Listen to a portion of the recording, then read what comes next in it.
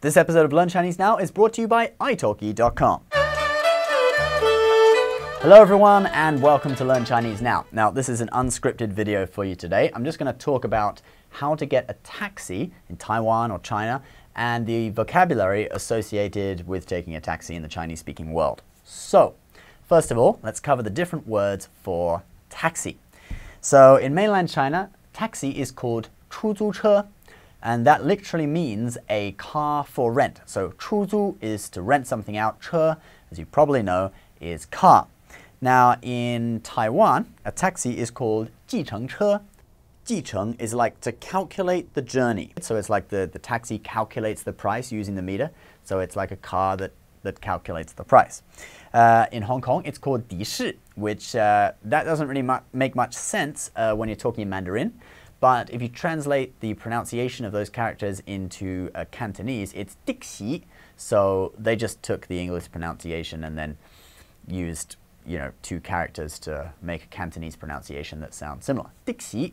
But in Chinese, in Mandarin pronunciation, it's 的士.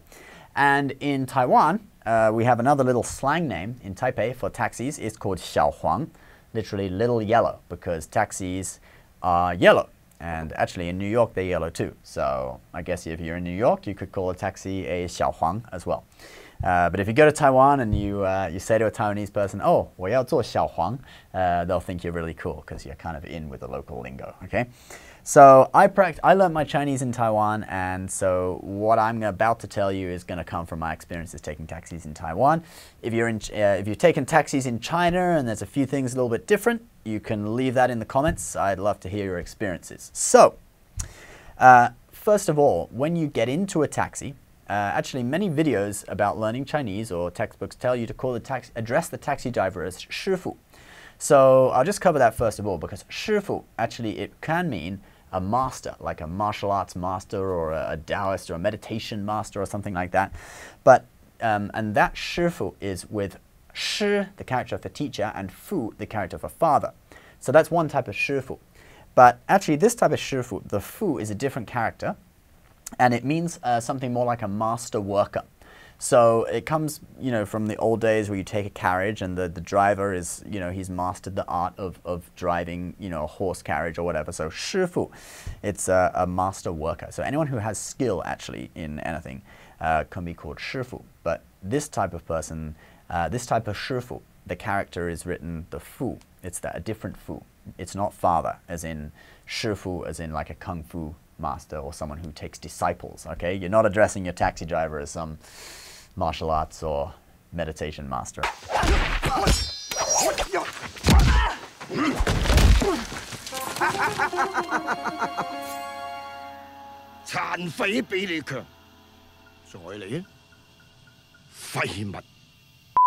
So you can say 师傅好, or you can just say 你好, whatever you want. I normally just go with 你好because, I'm a Lao Wang. So I like to keep it simple.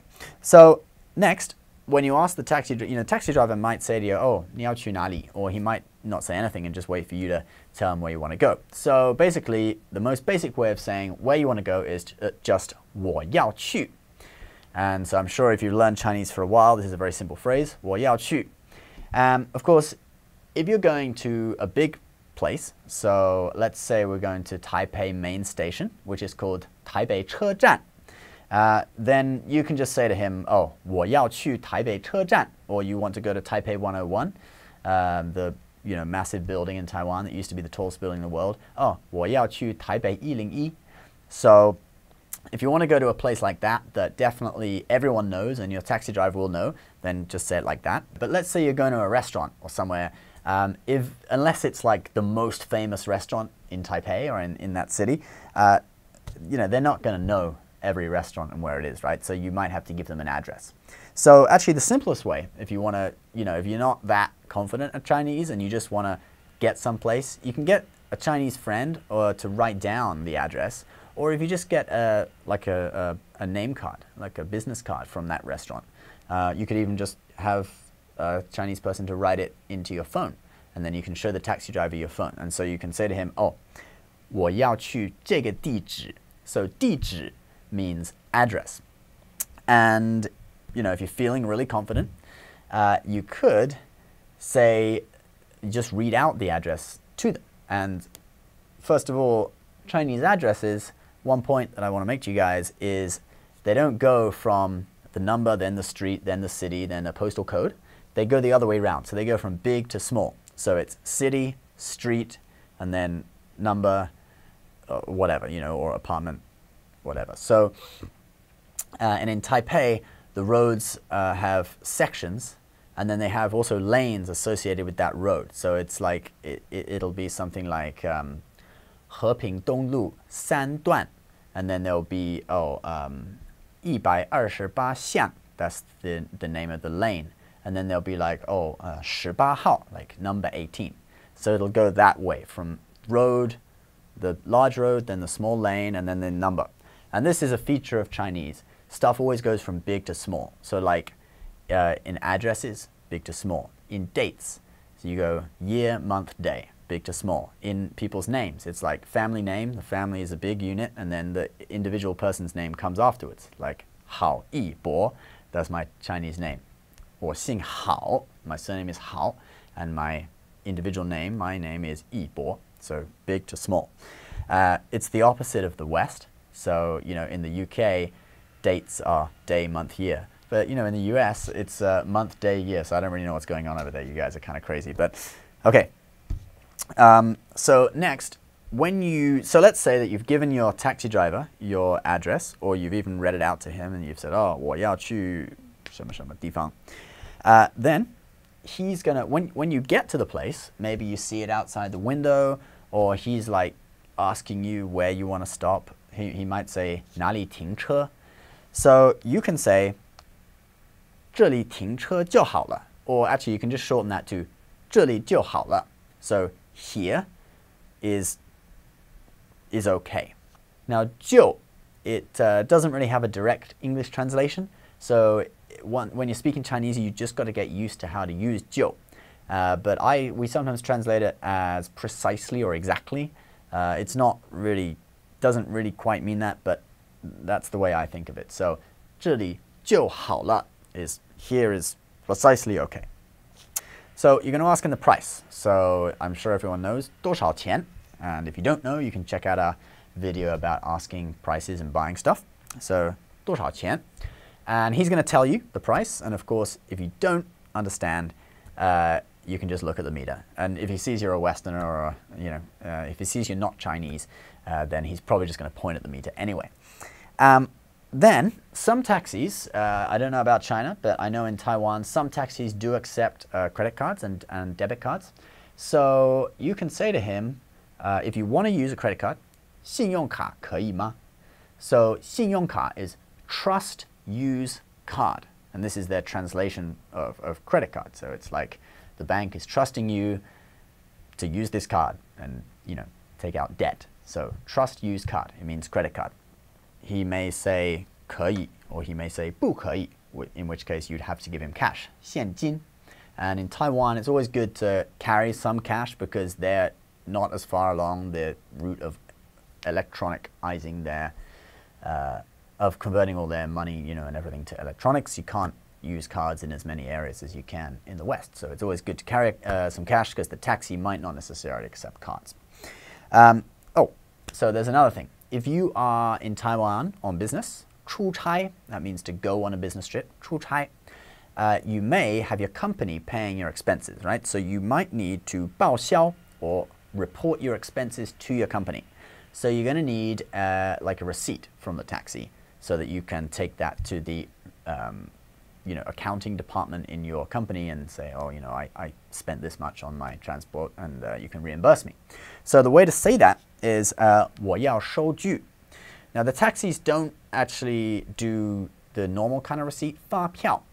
So they will issue you a handwritten receipt, and that's in Taiwan. You know, some people actually from China may say that 发票 and 收据 are actually the same thing. My experience in Taiwan is that a 发票 is the sort of standard receipt, and 收据 is normally a handwritten one. Perhaps the meanings kind of crisscross, but generally in Taiwan, if you ask for a 收据, it's like a handwritten receipt from a taxi. And you may sometimes go into a certain store and you ask for a receipt, 发票, and they don't do receipts. So they might say to you, oh, 收据可以吗? And you can say, oh, 可以. And it's important not to, don't mix up the pronunciation of 收据. It's not, it's normally handwritten, but it isn't the character for hand. So don't say 手据, because that means a hand saw, okay? And the staff might get frightened. So you can say to the taxi driver, 我要收据, and he's going to give you a handwritten thing. And if he gives you something and doesn't actually write anything on it, don't be surprised, because a lot of them do this. They'll just give you the form with all the, the little boxes, the date and the price and everything, ready, and he expects you to fill it out yourself. And some taxi drivers, this might be because they think that, oh, you might just be defrauding your company and write, a more expensive price than it really is, and just want to let you do that. Or for some of them, it might be just because they're lazy and they can't be bothered to write it out for you. So if you do want him to write it out, because you think you're going to forget the price or whatever, you can just say to him, oh, 帮我写, 帮我写一下吗? 帮我写. That means help me write it out. And that's the way you ask for them to write it. You may be thinking, oh, should I tip the taxi driver? The answer is no. If you try to tip people in Taiwan, it's not like the US where, taxi drivers or people in restaurants expect tips. They actually don't expect tips. And if you try to tip them, they often don't really understand and they actually give it back to you. I've tried doing it in a restaurant before and they just gave me the money back and said, no, we don't accept tips. So, don't think you have to tip your taxi driver. And if you do tip him, he might not really understand what you're trying to do anyway and, end up giving it back to you and it might cause some misunderstanding. So just my experience is don't bother trying to tip them. So that's my little guide to learning how to take a taxi in Taiwan. Well, my experiences in Taiwan, a lot of this transfers over to China. If you have other experiences taking taxis in China, we'd love to hear your experiences. Please leave a comment in the comment section below. I hope you've enjoyed this video. Also, don't forget, if you do want to improve your Chinese and you want to practice with a native speaking Chinese teacher, we do have that deal with iTalki.com. It's buy one, get one free.